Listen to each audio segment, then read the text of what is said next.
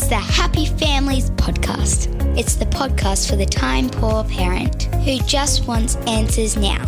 Today we're starting the podcast with a story about a pillow. I promise we're not trying to put you to sleep. Well, I promise that I won't tell any dad jokes in relation to pillows. The girls were mortified that you told that joke last week. It was such a good joke. I'm Dr. Justin Coulson. I'm here with my wife, mum to our 6 kids, Kylie.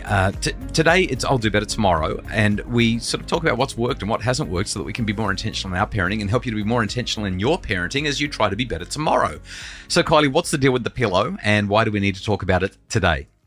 Well, we had a long weekend. Yes. A few weekends ago, and you may have shared last week that you were in Brisbane and you gave me a phone call because you'd forgotten your shoes. Forgot my shoes, yes, and wanted you to drive from the Sunshine Coast to Brisbane, which is about an hour and 20, an hour and 30, depending on the time of day, so that you could bring me my shoes. You told me to buy some. I said, what do you think I am, made of money? I just need my shoes. Much more politely than that. And then you very kindly did the drive. I did. I mean, I met you halfway. We met somewhere around, I don't know, that great big Costco behemoth. But I got my shoes in time for my presentation that night. What a wonderful wife. Well, long weekend comes and I am now stuck in Bundaberg with a whole bunch of young women from our church for the weekend. And I get there. It was a girls' camp. And realise that I've packed everything. Everything. I had everything. Except your? Except for my pillow. And you rang me and so said... I might have rung you Can you bring me my pillow? We rendezvous somewhere so you could bring me my pillow. 3.5 hours. 3.5 hours to Bundaberg. Let's just ask, how much do you love me? I love you so much, but... That you did not bring me my pillow. No, I didn't. Because you've got other stuff. You can use a jumper. You can use your backpack. It was the worst sleep I've ever had. I'm so sorry. No, you're not. No, I'm not. So now that I've been sufficiently humbled, today's podcast, I'll Do Better Tomorrow, I'm going to share something that happened just the other night in our kitchen while the dishes were being done because I had a massive win. And just before we play this, I need to highlight that you might want to block your ears now and then because it's pretty hard to hear. Love's an open door! Oh, my goodness. Love's an open door! What do you think, Emily? Do you think that they should keep it up or go professional? Can you see them on stage? No. So that's the first clip, and I'm so sorry. I'm so sorry to be giving you this glimpse. Here's the second one. So, Annie, what's your watch actually say? You're in a loud place. It's unsafe for you. It says sound levels hit 90 decibels. Around 30 minutes at this level can cause temporary hearing loss. Repeated long-time exposure can lead to permanent damage. Consider using hearing protection or moving to a quieter area. So I was trying to work out how you were claiming this as a win. Yeah. But I heard you harmonising in there. No, that wasn't me. If it was off-key harmonising, definitely wasn't me at all. That was terrible. You were there. Yeah, I kind of was.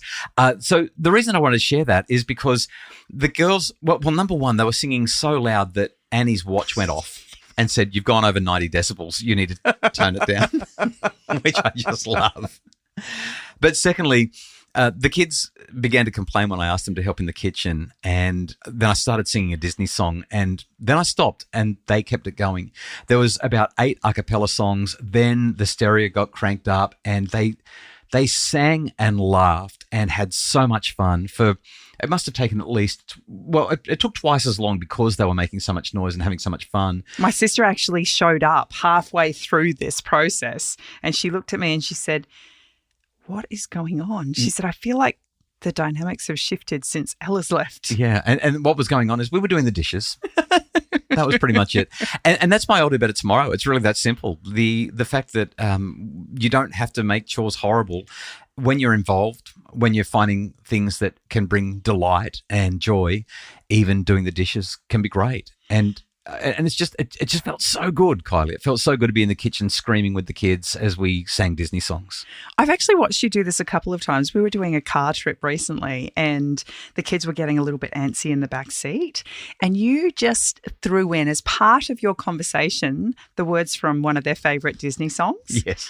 And looked at me with a massive grin as they took over and literally broke out into song. And it just changed the dynamics of the car ride instantly. Yes, fun and music. If you want to do better tomorrow, they're two central and absolutely necessary ingredients. Kylie, what's your I'll do better tomorrow? Well, day one of homeschool for term 2 was an absolute shocker. Right.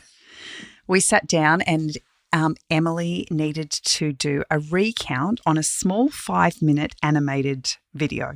She literally had to recount and retell the story in her own words. Well, she has decided for whatever reason she hates writing. And so we had a 4-hour stand down. So you can't get away with that at school. You can't say no to the teacher for 4 hours, but when it's your mum.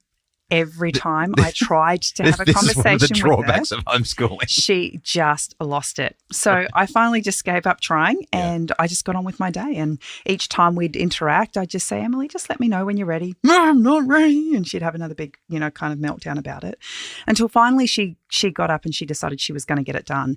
And she actually did a really, really good job.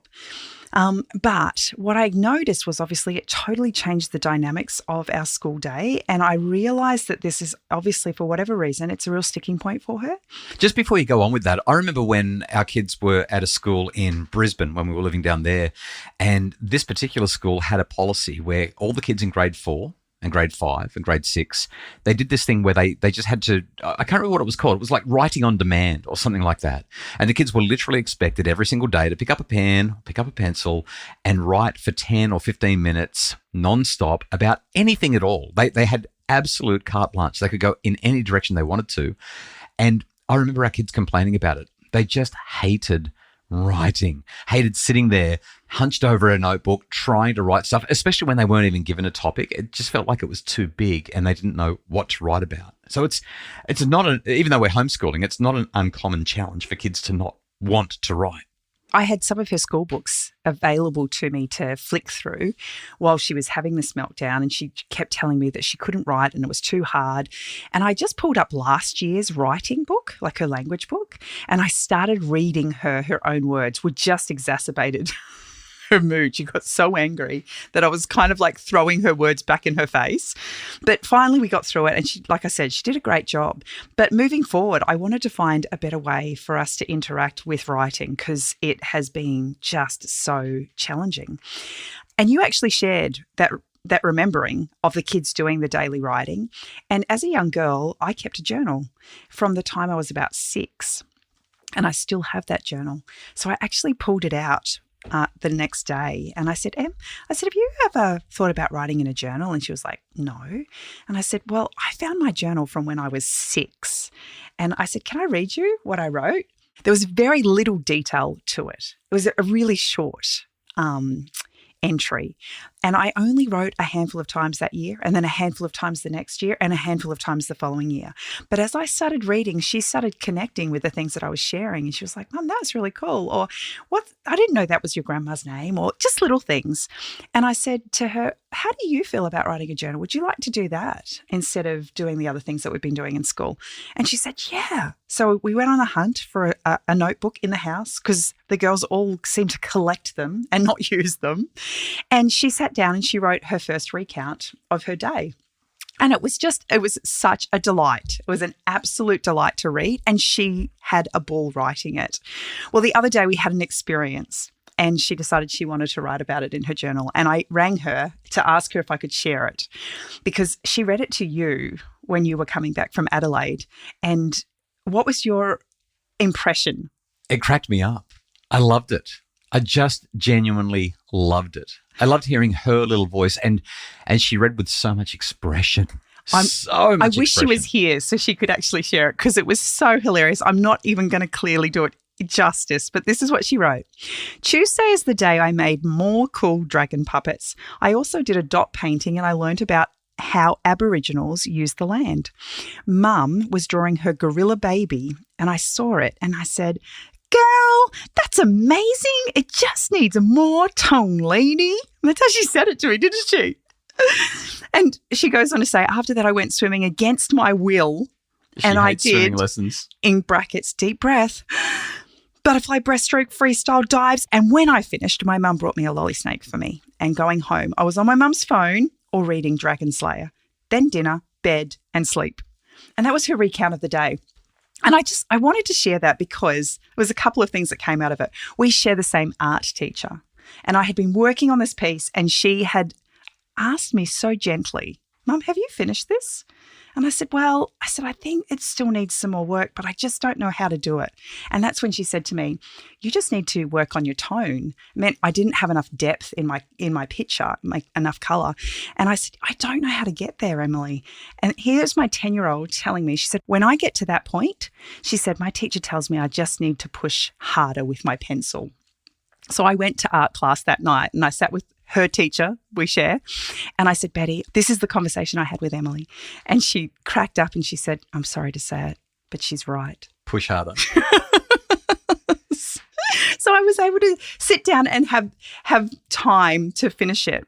But the reason I was sharing this was just because by thinking outside the box, Emily and I have created an opportunity for her to write in a way that feels comfortable and natural to her. And it's really encouraging her to be creative and expressive in the way she shares her experiences. And it's made such a difference because we missed a week. And when I asked her if she just wanted to write a week's recount in one entry, she said, no, I need to write for every day. So we've gone from this kid who didn't want to write at all to now doing 4 entries because she didn't want to miss a day. You know what you've inspired me to do is pull out my diaries, my journals from when I was a kid and start reading those to the kids. I mean, they might not be interested, but I am. I think it'd be interesting to see what I wrote. Based on what Emily wrote about her week, I reckon in 20 or 30 years, she'll look back on what she's written and be so glad that she's taken the time to write it. What a wonderful gift. The Happy Families podcast is produced by Justin Rule. I'm from Bridge Media. Craig Bruce is our executive producer. If you'd like more information about making your family happier, please visit happyfamilies.com.au. Have a wonderful weekend and hopefully this helps you to do better tomorrow.